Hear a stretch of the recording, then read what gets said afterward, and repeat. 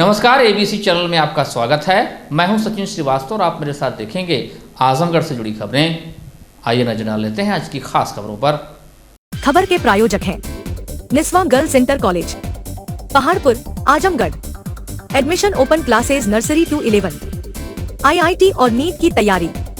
आकाश auto agency, Mahindra last mile mobility के अधिकृत dealer, Kartalpur bypass road, Azamgarh.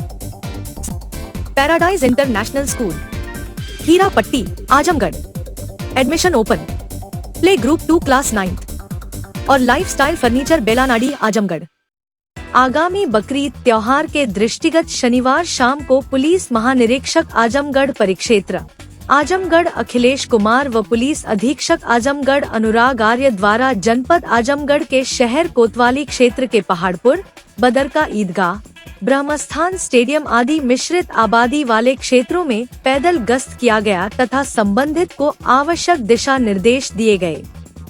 उक्त पैदल गश्त के दौरान अपर पुलिस अधीक्षक यातायात विवेक त्रिपाठी, अपर पुलिस अधीक्षक ग्रामीण चिराग जैन, क्षेत्राधिकारी नगर गौरव शर्मा, थाना प्रभारी कोतवाली व अन्य अधिकारी कर्मचारी गण मौजूद रहे।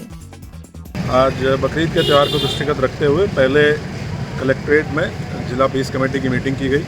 उसके बाद आईजी सर के द्वारा सभी थाना प्रभारियों को ब्रीफ किया गया इस संबंध में, और थाना कोतवाली क्षेत्र में पहाड़पुर और बदरका क्षेत्र में पैदल मार्च, फ्लैग मार्च किया गया है।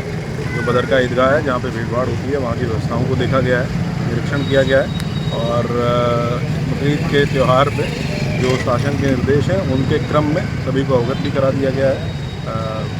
समय से अच्छे तरीके से जो भी आयोजन होने हैं उसमें पुलिस बल का व्यवस्थापन कर दिया गया है। हमारी 11 QRTs हैं जो मौजूद रहेंगी। एक कंपनी PSC हमारे पास है। ड्रोन से भी निगरानी की जा रही है अलग अलग थाना क्षेत्रों में, और बकरीद वाले दिन भी हम लोग ड्रोन से निगरानी करेंगे। जो प्रतिबंधित पशु हैं उनकी कुर्बानी पूर्ण रूप से प्रतिबंधित रहेगी। हम लोग अगर कोई ऐसा दृष्टांत पाया जाए तो बहुत कठोर कार्रवाई इसमें सुनिश्चित की जाएगी। ये सभी को अवगत करा दिया गया है, और जो परंपरागत आयोजन है उन्हीं को अलाउ किया जाएगा। कोई भी गैर परंपरागत आयोजन किसी भी सूरत में अलाउ नहीं किया जाएगा। बहुत अच्छे तरीके से, सकुशल तरीके से सर सुझाव भी दिया गया है कुछ लोगों को, कुछ पूछताछ भी किया गया फ्लैग मार्च पर। हाँ, जो संदिग्ध लोग दिखते हैं उनसे बातचीत की जाती है, उनसे पूछताछ की जाती है, क्योंकि शाम का टाइम है, बाज़ार में महिलाएं भी बहुत संख्या में आती हैं, तो हमारी एंटी रोमियो की टीमें भी सक्रिय रहती हैं। तो ऐसे व्यक्ति जिनको जो लगता है देख के कि ये यहाँ पे किस कारण से हैं, बिना कारण के कोई तो नहीं घूम रहा है, तो ऐसे लोगों से बातचीत की जाती है, पूछताछ की जाती है, वो रेगुलर बात है। आजमगढ़ के बिल्डियागंज थाने की पुलिस को जरिए मुखबिर सूचना मिली कि नसीरपुर हाता से फरार 2 पशु तस्कर छीहिम बागवार नहर पुलिया होते हुए नसीरपुर जाने वाले हैं। पुलिस सक्रिय हुई और बागवार नहर पुलिया के पास पहुंच गई। बागवार नहर पुलिया के पास पशु तस्करों और पुलिस के बीच मुठभेड़ हो गई, जिसमें 2 पशु तस्करों के पैर में गोली लग गई, जिन्हें उपचार के लिए पुलिस ने अस्पताल में भर्ती कराया है। वहीं इस मामले में पुलिस अब तक कुल 5 पशु तस्करों को गिरफ्तार कर चुकी है। पुलिस ने मौके से पिस्टल, कारतूस बरामद किया है। बिल्डियागंज थानाध्यक्ष विनय कुमार सिंह शुक्रवार को अपनी टीम के साथ नसीरपुर चौराहे पर मौजूद थे।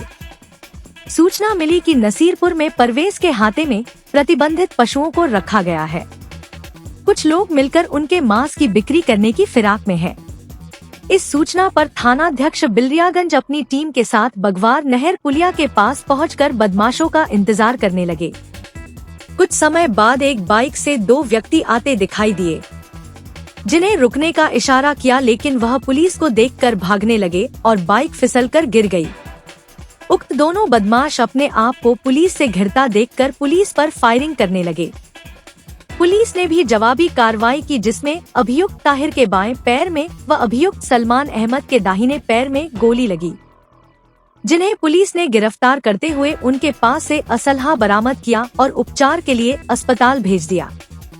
पकड़े गए अभियुक्तों ने बताया कि जहां पर पशुओं का वध किया जाता था वह हाता परवेज, अनीश, मास्टर नेयाज व अबू शहमा के नाम से है, जिसका संचालन परवेज करता है। अभियुक्त सलमान अहमद, मुजा कुरैशी, खालिद, ताहिर, जमालू उर्फ जमालुद्दीन, नईम, अली असगर, तालिब, परवेज, अनुशाद, जावेद, तारिक, शाहिद निवासी नसीरपुर थाना बिल्डियागंज व शत्रुघ्न यादव उर्फ डब्लू निवासी पतोई फलपुरा बेलथरा रोड जनपद बलिया का एक गिरोह है, जो रात्रि में आसपास के छुट्टा पशुओं को पकड़कर परवेज के हाथे में वध करके मांस विक्रय करते हैं। घायल शुक्रवार को नसीरपुर से फरार हो गए थे व पुलिस से बचने के लिए कहीं भागने की फिराक में थे। एसपी ग्रामीण चिराग जैन ने बताया कि सूचना पर जब पुलिस ने परवेज के हाथे पर छापा मारा तो यहां से कुछ पकड़े गए और कुछ लोग फरार हो गए थे। इसमें से 2 पुलिस के साथ हुई मुठभेड़ में घायल हुए हैं, जिन्हें गिरफ्तार किया गया है। उनके खिलाफ मुकदमा दर्ज कर कार्रवाई की जा रही है। वहीं पूछताछ में जिन लोगों का नाम प्रकाश में आया है, उनकी गिरफ्तारी के लिए पुलिस टीम गठित कर दी गई है। कल दिनांक 14 जून 2024 को थाना बिलियागंज की टीम को एक सूचना प्राप्त हुई, जिसमें बिलियागंज के ही थाना बिलियागंज के ही गांव नसीरपुर में व्यक्ति परवेज के हाथे में कुछ प्रतिबंधित पशुओं के होने की सूचना थी। जिस सूचना पर थाना प्रभारी द्वारा पुलिस बल के साथ मौके की घेराबंदी की गई। इस घेराबंदी में 3 लोग गिरफ्तार किए गए, बाकी लोग भागने में सफल रहे और मौके से 32 प्रतिबंधित पशु, 5 चापड़, 2 छुरी, 4 डीहा ये चीज़ें बरामद की गई। इस पर नियमानुसार फर्द बनाकर मुकदमा दर्ज किया गया। मौके से गिरफ्तार 3 व्यक्तियों को हिरासत में लिया गया। इसके बाद कल रात्रि में ही इस विवेचना के 2 अन्य अभियुक्त की भागने की सूचना प्राप्त हुई, जिस पर थाना बिलियागंज की टीम द्वारा मौके पर जाकर घेराबंदी की गई। इस घेराबंदी को देखते हुए अभियुक्तों ने पुलिस पर फायरिंग खोल दी। इस फायरिंग की आत्मरक्षा फायरिंग में पुलिस ने गोली चलाई, जिसमें 2 व्यक्ति जिनके नाम है ताहिर और सलमान, इनके पैर पर गोली लग गई थी, जिनको तत्काल प्राथमिक उपचार केंद्र भिजवाया गया और इनके विरुद्ध मुकदमा दर्ज कर वैधानिक कार्रवाई की जा रही है। इसके अलावा विवेचना में अन्य अभियुक्तों की गिरफ्तारी के लिए भी टीमें गठित कर दी गई हैं। उनकी गिरफ्तारी भी जल्द सुनिश्चित की जाएगी। आजमगढ़ के गंभीरपुर थाना क्षेत्र के बाज बहादुर रसूलपुर गांव निवासी श्रवण कुमार 30 वर्ष पुत्र पूनवासी बीती रात पड़ोस के ही आकाश सोनकर के घर में घुस गया। परिजनों ने आहट पाकर श्रवण सोनकर को पकड़ लिया और जमकर पिटाई की। शनिवार की भोर में श्रवण के परिजन श्रवण को घायल अवस्था में अस्पताल ले गए, जहां उसकी इलाज के दौरान मृत्यु हो गई।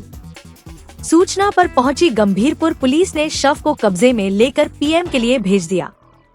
मृतक 3 भाई में दूसरे नंबर पर था और गोसाई की बाजार में आम का जूस बेचकर अपना और अपने परिवार का भरण पोषण करता था। मृतक की 1 वर्ष पूर्व शादी हुई थी। वहीं मृतक के पिता ने आरोप लगाया कि मेरे बेटे को पड़ोसियों द्वारा जानबूझकर बीती रात बंधक बनाकर बहुत बुरी तरीके से लाठी डंडे से मारा पीटा गया, जिससे उसकी मौत हो गई है। परिजनों की तहरीर पर गंभीरपुर पुलिस ने आकाश सोनकर समेत 3 लोगों के खिलाफ मुकदमा दर्ज कर कार्रवाई में जुट गई। इस संबंध में एसपी ग्रामीण चिराग जैन ने बताया कि कल रात्रि लगभग 1 बजे थाना गंभीरपुर में सूचना प्राप्त हुई कि थाना क्षेत्र के गांव बाज बहादुर रसूलपुर में एक व्यक्ति की उसके ही पड़ोसी द्वारा मारकर हत्या की गई है। इस मामले में मुकदमा दर्ज के लिया गया है। अब आरोपियों की गिरफ्तारी के लिए और साक्ष्य संकलन के लिए कार्रवाई की जा रही है। शव को पोस्टमार्टम के लिए भेज दिया गया है। पोस्टमार्टम रिपोर्ट के आधार पर अग्रिम विधिक कार्रवाई की जाएगी। इस मामले में अभी तक किसी की गिरफ्तारी नहीं की गई है। जल्द ही टीमों का गठन कर आरोपितों को गिरफ्तार कर लिया जाएगा। एसपी ग्रामीण ने बताया कि मामले में आकाश सोनकर, मुन्ना सोनकर और घूरे सोनकर आरोपी हैं। घटना था, हम लोग कल ताल में थे, एक कोहल सुखा रहे थे, घर पर एक लड़का था, ये लोग पूरा बांध पीट करके उसको 1 बजे रात को जो मार दिए। अब क्या कलंक लगा रहे हैं कि लड़की को छेड़छाड़ कर रहा था। हम लोग घर पर कोई नहीं थे, लोग बांध के पूरा किराल मारे, यहाँ तक कि मार डाले। जो मरे हैं वो आपके क्या लगते थे? हमारा लड़का था। अच्छा, और मारने वाले कहाँ के हैं? मारने वाले भी पटदार हैं साहब। अच्छा, कौन सा गांव आपका घर है? रसूलपुर बाज बहादुर। देखिए, कल रात्रि लगभग 1 बजे थाना गंभीरपुर पर सूचना प्राप्त हुई कि थाना क्षेत्र के गांव रसूलपुर बाज बहादुर में एक व्यक्ति की उसके ही पड़ोसी द्वारा मारकर हत्या की गई है और ये बताया गया है कि उस पर छेड़खानी के, उसकी बहन पर छेड़खानी का आरोप लगा रहे थे, जिसमें मारपीट हो गई और हत्या की कर दी गई, जिस सूचना प्राप्त होने पर हम लोगों ने तहरीर प्राप्त करके उसमें मुकदमा दर्ज कर लिया गया है और अभियुक्तों की गिरफ्तारी के लिए और साक्ष्य संकलन के लिए कार्रवाई की जा रही है और बॉडी को पोस्टमार्टम के लिए भिजवा दिया गया है। पोस्टमार्टम रिपोर्ट के आधार पर अग्रिम विधिक कार्रवाई की जाएगी। इसमें अभी गिरफ्तारी नहीं हो पाई है, गिरफ्तारी के लिए टीमें बना दी गई हैं, जल्द से जल्द गिरफ्तारी की जाएगी। इनके नाम हैं आकाश सोनकर, मुन्ना सोनकर और घूरे सोनकर। अधिवक्ता के प्रकरण में लापरवाही बरतने तथा इस संबंध में मुलाकात करने गए अधिवक्ताओं के प्रतिनिधिमंडल के साथ दुर्व्यवहार किए जाने का दीवानी बार एसोसिएशन ने कड़ी निंदा की है, जिसको लेकर दीवानी बार एसोसिएशन के अध्यक्ष ने शनिवार को प्रेस कॉन्फ्रेंस की। दीवानी बार एसोसिएशन के अध्यक्ष अशोक कुमार पांडे ने बताया कि कृपा शंकर सिंह एडवोकेट के जमीन के प्रकरण में 14 जून को अधिवक्ताओं का एक प्रतिनिधिमंडल जिलाधिकारी से मिलने पहुंचा था। इस प्रतिनिधिमंडल के कई सदस्यों को जिलाधिकारी ने अपने चैम्बर से बाहर निकाल दिया। जिलाधिकारी का यह कृत्य अत्यंत निंदनीय है और शासन की मंशा के प्रतिकूल है। अध्यक्ष ने कहा कि कृपा शंकर सिंह एडवोकेट के प्रकरण में तहसीलदार सगड़ी के निर्देश पर वहां के राजस्व निरीक्षक सुरेश चंद्र त्रिपाठी, विजय कुमार वर्मा तथा रामसुंदर यादव मनमाना काम कर रहे हैं।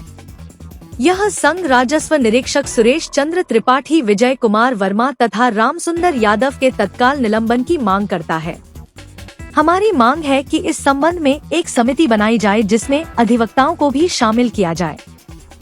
इसी प्रकरण में जनपद प्रशासन के मनमाना रवैया के विरोध में 18 जून को सभी अधिवक्ता पूरे दिन न्यायिक कार्य से विरत रहेंगे। इसके साथ ही शासन और प्रशासन से जुड़े अधिकारियों से भी अनुरोध है कि अधिवक्ताओं के मामले में संवेदनशील होकर विचार करें, उनकी बातों को सुने और न्याय करें, अन्यथा बार एसोसिएशन लोकतांत्रिक तरीके से इसका विरोध करेगा। निवेदन कर रहा हूँ, इसमें एक कमेटी गठित की जाए जिसमें हमारे 5 वरिष्ठ अधिवक्ता हों, 5 उनके उच्चाधिकारी हों और जाकर के मौके पर 30(2) के नियमानुसार सारी कार्रवाई की जाए और तब दूध का दूध और पानी का पानी हो सकेगा। इस तरह से जो लोग लाभ नाजायज लेकर के रिपोर्ट दे रहे हैं, यह सर्वथा असत्य है, सर्वथा निंदनीय है। मैं तहसीलदार सगड़ी की भी निंदा करना चाहता हूं, जिन्होंने बिना देखे, बिना सोचे, बिना समझे उनके आख्या को डीएम साहब को फॉरवर्ड कर दिया। ये अपना दिमाग, आप ही ने कमेटी बनाई थी, आपको अपना दिमाग अप्लाई करना चाहिए था कि ये रिपोर्ट जो आई है वो क्यों 5 आदमियों की कमेटी बनाया आपने, 3 नहीं की, क्यों रिपोर्ट आई? इसके पहले जब 3 रिपोर्टें खारिज हो चुकी हैं तो क्या कारण है कि ये 4थी रिपोर्ट वहां भेजी जाए? इसलिए मैं तहसीलदार सगड़ी की घोर निंदा करता हूं और इस प्रकरण में मैं जिलाधिकारी महोदय से, हम चूंकि उस मुकदमे में पक्षकार नहीं है और जिलाधिकारी महोदय बार बार ये कहते हैं कि यह मुकदमे में देख लिया जाएगा, मुकदमे में देख लिया जाएगा, जब हम मुकदमे में पक्षकार ही नहीं है। हमारी जमीन जा रही है, हमको कोई नोटिस कोर्ट द्वारा नहीं भेजी गई। तो ऐसी स्थिति में हमने पार्टी बनने की दरखास्त दिया जिस पर आज तक ऑर्डर नहीं हुआ, 6 महीने हो गए।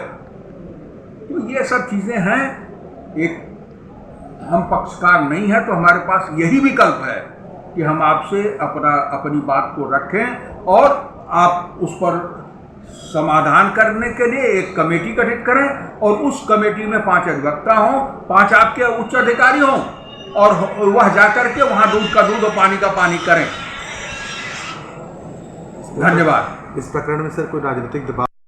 हम जहां तक राजनीतिक दबाव का सवाल है, हम खुद ही इतने संख्या में हैं, 5000 इस जनपद में। 18 तारीख को पूरा जिला बंद रहेगा।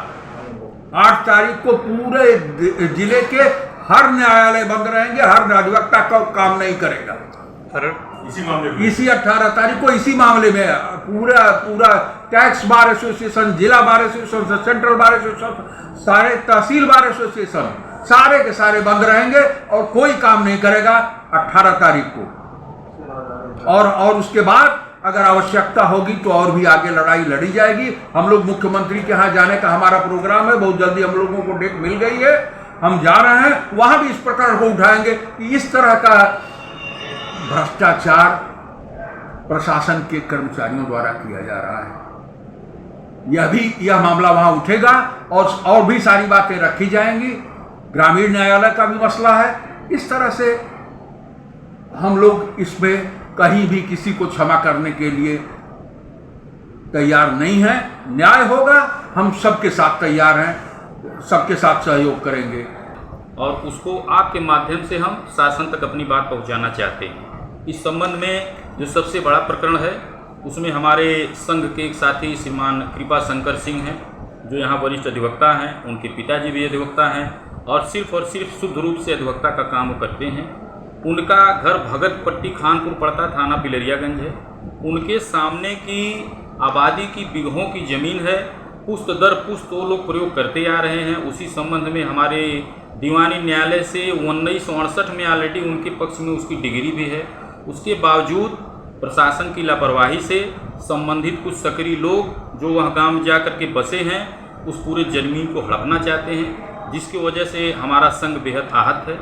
इस क्रम में खेद का विषय आप लोगों को एक और बताना चाहते हैं कि हम लोग अपने आदरणीय अध्यक्ष महोदय के साथ सिस्टम से जिलाधिकारी महोदय आजमगढ़ से समय लेकर के उनसे मुलाकात करने गए थे और मुलाकात के अनुक्रम में जो हमारे पीड़ित अधिवक्ता हैं उन्होंने अपनी बात रखी, हमारे आदरणीय अध्यक्ष महोदय ने अपनी बात रखी।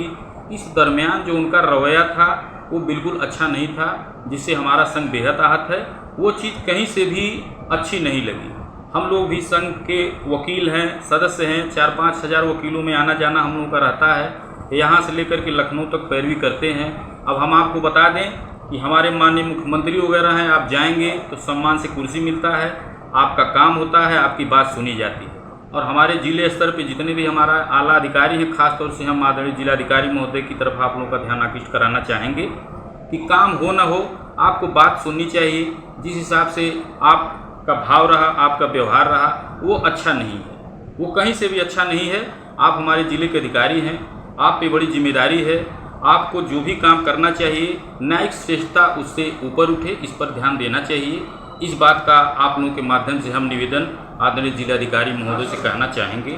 और हमारे जो छोटे मोटे इशू हैं उसको भी आपके संबंध उठाना चाहेंगे कि हमारे किसी भी अधिवक्ता का कोई प्रकरण हो तो हम यही निवेदन करना चाहेंगे आप लोगों के माध्यम से, अपने शासन से, अपने आदरणीय जिलाधिकारी महोदय से, अपने कप्तान महोदय से, कि हम सबको कोई शौक़ नहीं है कितनी प्रचंड गर्मी में करकट से निकल करके और बाहर जा कर के धूप में संघर्ष करें। कोई भी वकील है, संघ यह भी नहीं कहता कि कोई लीगल पैरवी ठीक तो उसका आसानी से तुरंत उसका निदान होना चाहिए। इस बात का हम यहाँ से निवेदन करना चाहेंगे। ज़रूरी नहीं कि उसके लिए हम लोग यहाँ से धरना करें, प्रदर्शन करें, लाइन लगाएं तभी हमारी बात सुनी जाए। पूर्वांचल का सबसे बड़ा संघ है और एक से एक हस्तियाँ हमारे इस संघ ने आपके आजमगढ़ को दी हैं। उसके बावजूद भी पुनः बेहद खेद के साथ मुझे कहना पड़ रहा है कि हमारे जिलाधिकारी महोदय का जो बातचीत करने का रवैया था उनको हम याद दिलाना चाहेंगे आप लोगों के माध्यम से कि वह याद रखें कि मुगल अब नहीं रहे, हम स्वतंत्र हैं, हम लोकतंत्र हैं, आप हमारे सेवक हैं। इस बात पर विचार करते हुए आप जिलाधिकारी महोदय, आपसे करबद्ध निवेदन है कि कृपया आप जनता की जो भी समस्याएं हैं अपने चीज़ों को देखते हुए कैसे उनकी बातों को सुनी जाए उस पर विचार करें। पुलिस अधीक्षक अनुराग आर्य के द्वारा साइबर क्राइम अपराधियों के विरुद्ध चलाए जा रहे अभियान के क्रम में नोडल अधिकारी साइबर क्राइम विवेक त्रिपाठी के मार्गदर्शन में साइबर सेल द्वारा कार्यवाही करते हुए पीड़िता का 92,000 रुपया वापस कराया गया। पुलिस ने बताया कि आवेदिका को एक अज्ञात नंबर से कॉल कर गूगल पे पर रुपया 3,125 का बोनस प्राप्त करने को कहा गया, जिसके लिए व्हाट्सएप पर साइबर ठगों द्वारा लिंक भेजा गया, जिस पर क्लिक कर आवेदिका द्वारा गूगल पे के माध्यम से साइबर अपराधी के खाते में कुल रुपया 92,000 धोखे से ट्रांसफर कर दिया गया। आवेदिका द्वारा उक्त साइबर फ्रॉड की जानकारी 12 जून को साइबर सेल आजमगढ़ को दी गई, जिस पर त्वरित कार्यवाही करते हुए साइबर सेल में नियुक्त मुख्य आरक्षी ओम प्रकाश जायसवाल द्वारा आवेदिका के खाते से साइबर अपराधियों द्वारा निकाले गए रुपयों को ब्लॉक कराते हुए 14 जून को आवेदिका का 92,000 रुपया आवेदिका खाते में वापस कराया गया। पीड़िता के भाई ने जनपद पुलिस का आभार व्यक्त करते हुए लोगों से अपील की कि किसी भी प्रकार के अनजान लिंक पर बिना सोचे समझे क्लिक न करें, यह साइबर अपराधियों की चाल हो सकती है। वहीं नोडल अधिकारी साइबर क्राइम विवेक त्रिपाठी ने कहा कि साइबर क्राइम की शिकायत 3 दिवस के अंदर की जानी चाहिए। किसी भी प्रकार के लोन अथवा लाभ के लिए सिर्फ अधिकृत बैंक में ही संपर्क करना चाहिए। किसी भी प्रकार की शिकायत हेतु 1930 हेल्पलाइन अथवा 112 हेल्पलाइन नंबर डायल करें अथवा साइबर सेल आजमगढ़ के नंबर 9415687096 पर कॉल कर सकते हैं। उसके व्हाट्सएप पे एक लिंक आया, उसके बाद वहाँ से फ़ोन आया कि आपके यहाँ कुछ गया है, लिंक गया, उसको क्लिक कर दीजिए। अब वो करती गई और पैसा कटता गया। फिर उसको बाद में उसके मैसेज आया खाते पे कि आपके खाते से 99,000 रुपये वापस ख़त्म हो गए हैं, कट गए हैं। फिर ये घबरा गई और सोची अब हम क्या करें। आनंद थाने में हम लोग अपने नज़दीकी मतलब ये सर के पास आए दौड़ते धूपते, तब सर ने हम लोग ढांढा दिया कि आप घबराइए मत, आप लोग आप सही जगह आए हैं और आपके पैसे जो है बसा कुशल हम आपके यहाँ पहुँचा देंगे। इन्होंने कहा कि आप लोग जाइए, घर जाइए, आज खाना ना खाइए। हम लोग भूख खाना भी नहीं खाए थे। जब सर ने हमको दिया कि साहस दिया कि आप लोग जाइए साइबर सेल श्री ओम प्रकाश जायसवाल जी, इनके चरण में हम लोग आए कि भाई साहब जी ऐसी बात हो गई है। तो इन्होंने कहा आप घबराइए मत, आप लोग मतलब साहस रखिए, आपका पूरा पैसा हम आपके अपने तरफ से अपने पुलिस प्रशासन की तरफ से हम दिला के रहेंगे। और आज इनके मतलब इन्होंने कहा था कि 24 घंटे के अंदर में मिल जाएगा और मिल भी गया। हम इस बात से बहुत खुश हैं, सर का बहुत बहुत धन्यवाद करते हैं। लोगों से क्या गुजारिश करें? लोगों से गुजारिश यही है कि अनजान किसी भी अनजान रहे या जानबूझ के रहे, किसी भी व्हाट्सएप पे लिंक ना करें, OTP शेयर ना करें। अब भविष्य में आपके साथ किसी के साथ ऐसा ना हो, यही हम कहते हैं कि मतलब आप अपने से सतर्क रहें। पुलिस अधीक्षक आजमगढ़ महोदय द्वारा साइबर सेल को निर्देशित किया गया है कि यदि किसी व्यक्ति के साथ धोखाधड़ी होती है तो उसका तत्काल प्रार्थना पत्र प्राप्त करके उस पर त्वरित कार्रवाई करके उसका निस्तारण कराएं। इस क्रम में साइबर सेल आजमगढ़ में नियुक्त ओम प्रकाश जायसवाल मुख्य आरक्षी द्वारा एक पीड़िता जो फूलपुर थाना क्षेत्र की रहने वाली है, उसके 92,000 रुपये वापस कराए गए। पीड़िता द्वारा एक अनजान फ़ोन नंबर से आए फ़ोन पर उसको एक लालच दिया गया था कि तुमको 3,000 रुपये के लगभग बोनस मिला है और एक लिंक भेजा गया था कि इस लिंक पे क्लिक कर दो। लिंक पे जब उसने क्लिक किया तो उसके खाते से 92,000 रुपये निकल गए थे। 14 तारीख की ये घटना है। तत्काल उसने शिकायत किया साइबर सेल में और उस पैसे को होल्ड करा के फिर उसको पीड़िता के अकाउंट में वापस कराया गया। इसमें ये बताना आवश्यक है कि ये कार्रवाई 3 दिवस के अंदर संभव हो पाती है। यदि 3 दिवस के अंदर किसी घटना की सूचना साइबर सेल या साइबर थाना आजमगढ़ को या किसी साइबर थाने को दी जाती है तो पेमेंट गेटवे पे पुलिस पैसा रुकवा करके उसको पीड़ित के अकाउंट में वापस करा सकती है। रिज़र्व बैंक का भी इस संबंध में निर्देश है। अतः सभी लोगों से ये रिक्वेस्ट है कि उनके साथ किसी भी तरह की धोखाधड़ी हो तो तत्काल बिना विलंब किए साइबर सेल या साइबर थाने को सूचना दें या फिर 1930 हेल्पलाइन 1930 पर फ़ोन कर सकते हैं। आजमगढ़ जनपद में रील बनाने वालों की कमी नहीं है। पुलिस में भर्ती नए सिपाही भी सोशल मीडिया के इस ट्रेंड से खुद को दूर नहीं कर पा रहे हैं। ऐसे ही एक सिपाही ने इंस्टाग्राम पर अपनी एक रील बनाकर पोस्ट कर दिया। मामला संज्ञान में आने के बाद एसपी अनुराग आर्य ने उसे लाइन हाजिर कर दिया है। साथ ही उसके खिलाफ विभागीय जांच भी शुरू हो गई है। जीयनपुर कोतवाली में तैनात आरक्षी विकास यादव पर रील बनाने का ऐसा भूत सवार हुआ कि वह उप्र पुलिस के सोशल मीडिया नियमों को भी भूल गया। उसका एक ऐसा ही वीडियो सोशल मीडिया इंस्टाग्राम पर वायरल हो गया है, जिसमें वह अपने साथी सिपाहियों के साथ बैठकर बड़े ही मजे से भोजपुरी गाने पर रील बना रहा है। रील बनाने के बाद उसने इस रील को सोशल मीडिया पर वायरल कर दिया। जैसे ही इस वायरल वीडियो की जानकारी एसपी अनुराग आर्य को हुई, उनके द्वारा तत्काल आरक्षी विकास यादव को लाइन हाजिर करते हुए उसके खिलाफ विभागीय जांच करने का आदेश भी दे दिया गया।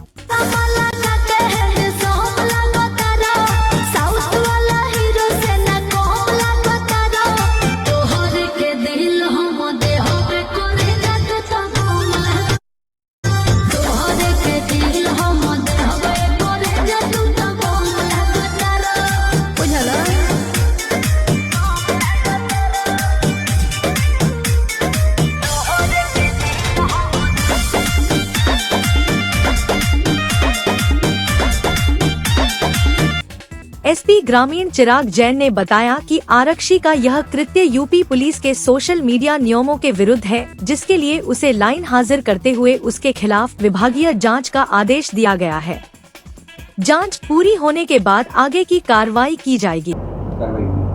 देखिए, एक आरक्षी जिसका नाम विकास यादव है, जो थाना जीएनपुर पर कोतवाली पर तैनात है, उसके द्वारा अपनी इंस्टाग्राम आईडी पर एक वीडियो रील वायरल किया गया, जो कि उत्तर प्रदेश पुलिस की सोशल मीडिया पॉलिसी के अगेंस्ट है। इसलिए इसको तत्काल प्रभाव से लाइन हाजिर करते हुए इसके विरुद्ध जांच खुलवा दी गई है। जांच के आधार पर अग्रिम विधिक कार्रवाई की जाएगी। पत्रकारिता को अपने ही अंदाज में जीने वाले दो मूर्धन्य पत्रकारों के निधन से पत्रकारिता जगत में शोक का माहौल है। दिवंगत पत्रकार महंत गिरजा शंकर दास व वीरेंद्र तूफान के निधन से पत्रकारिता के दो सूर्य अस्त हो गए। उक्त उद्गार जर्नलिस्ट क्लब के अध्यक्ष आशुतोष द्विवेदी ने शनिवार दोपहर रैदोपुर क्षेत्र में आयोजित हुई श्रद्धांजलि सभा में व्यक्त किया। उन्होंने कहा कि अपने संसाधन से गरीब, मजदूर और मजलूमों की आवाज प्रशासनिक हलकों में हमेशा बुलंद करने वाले दो मूर्धन्य पत्रकारों का जीवन काल आने वाली पीढ़ियों के लिए अनुकरणीय बना रहेगा। इसी क्रम में उन्होंने जर्नलिस्ट क्लब के उपाध्यक्ष सचिन श्रीवास्तव के पिता मदन मोहन श्रीवास्तव के निधन को अपूरणीय क्षति बताते हुए कहा कि यह जर्नलिस्ट क्लब परिवार के लिए एक आघात है। ईश्वर इस आघात को सहने का सचिन श्रीवास्तव जी को संबल प्रदान करेंगे। जर्नलिस्ट क्लब के अध्यक्ष आशुतोष द्विवेदी ने कहा कि सचिन जी के पिता का निधन उनके लिए व्यक्तिगत क्षति है, लेकिन दो मूर्धन्य पत्रकारों का न होना समाज के लिए अपूरणीय क्षति है। कार्यक्रम में जर्नलिस्ट क्लब के उपाध्यक्ष सचिन श्रीवास्तव सहित जर्नलिस्ट क्लब के सदस्य पत्रकारों ने दिवंगत आत्माओं को श्रद्धांजलि और पुष्पांजलि अर्पित किया।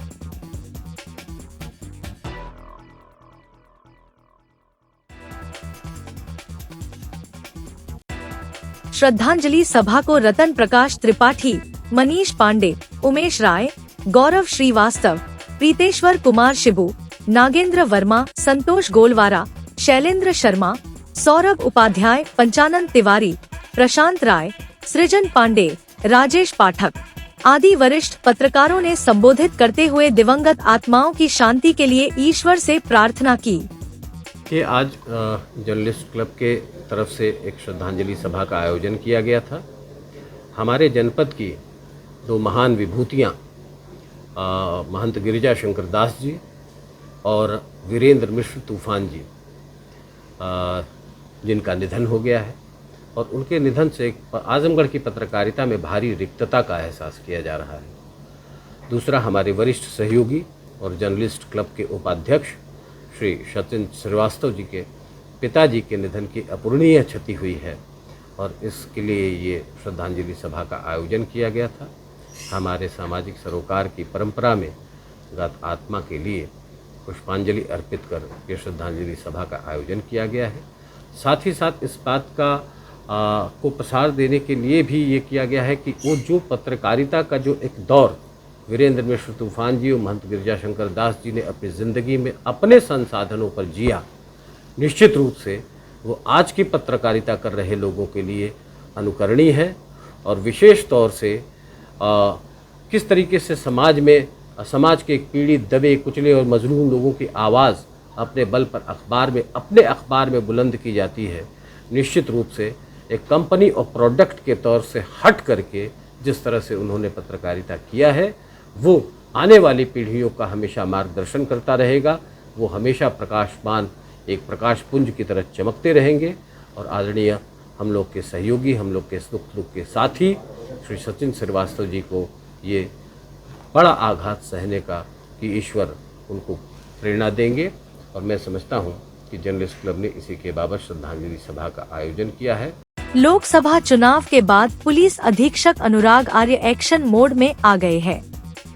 उन्होंने घोर लापरवाही, उदासीनता तथा स्वेच्छाचारिता के आरोप में 24 घंटे के अंदर माहुल चौकी प्रभारी, उप निरीक्षक अहरौला व एक आरक्षी को निलंबित कर दिया।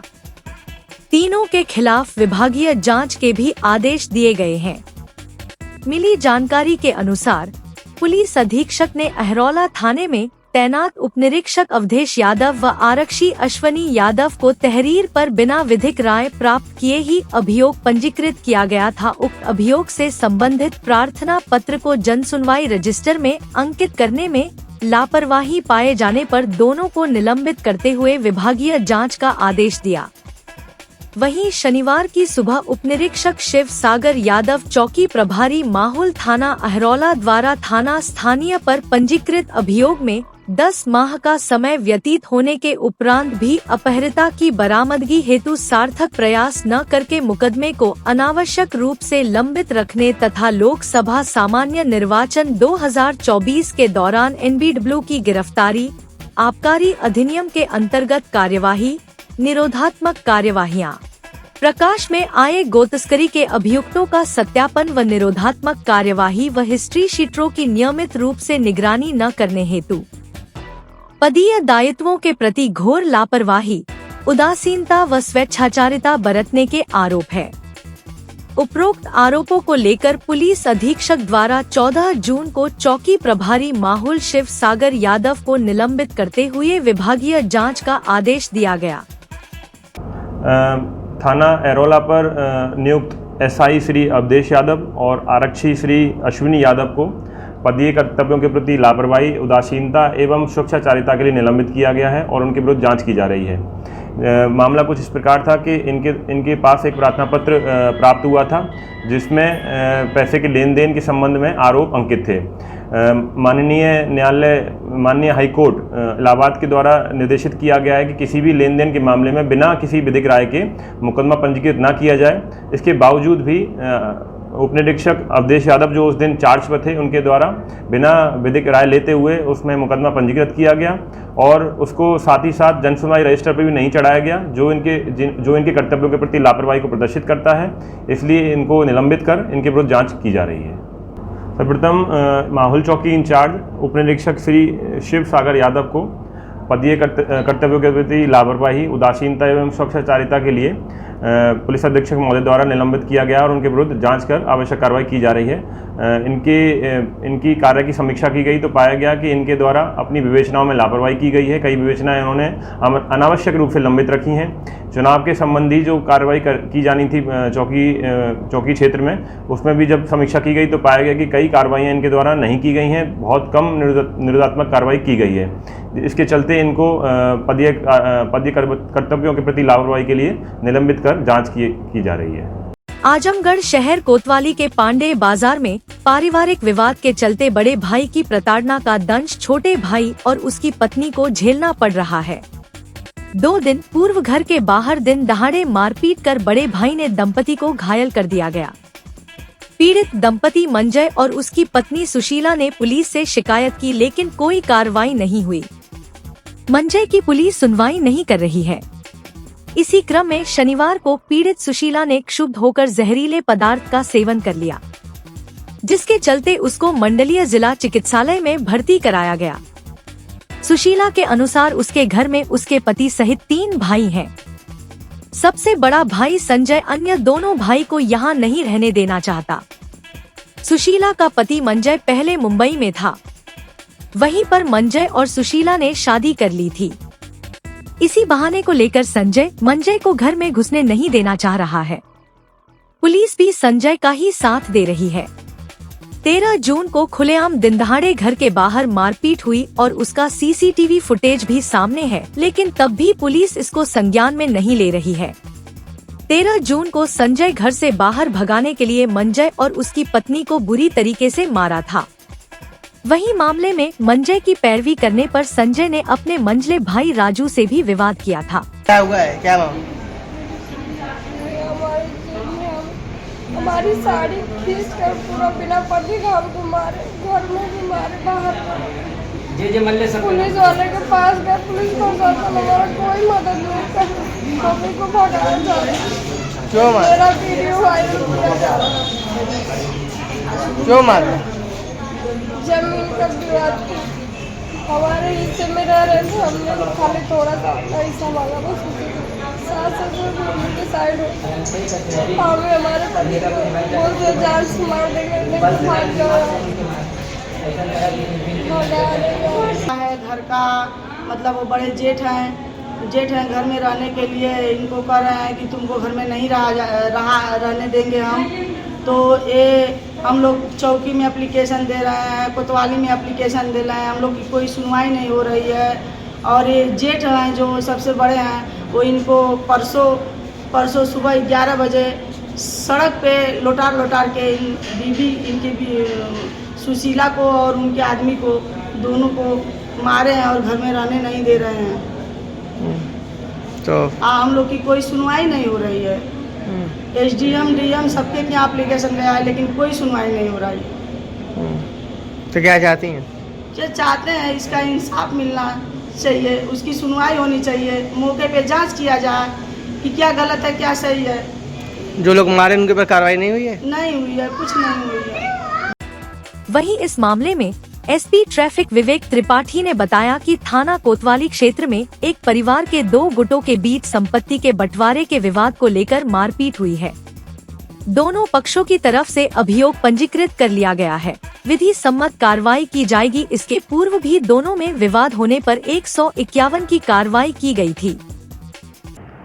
थाना कोतवाली क्षेत्र में एक परिवार के 2 गुटों के बीच में आपस में संपत्ति के बंटवारे के विवाद को लेकर के मारपीट हुई है। दोनों पक्षों की तरफ से अभियोग पंजीकृत कर लिया गया है और विधि सम्मत कार्रवाई की जा रही है। इससे पूर्व भी उनमें विवाद की सूचना मिली थी, इस पे कार्रवाई 151 CRPC के अंतर्गत की गई थी। इस बार भी विधि सम्मत कार्रवाई की जाएगी।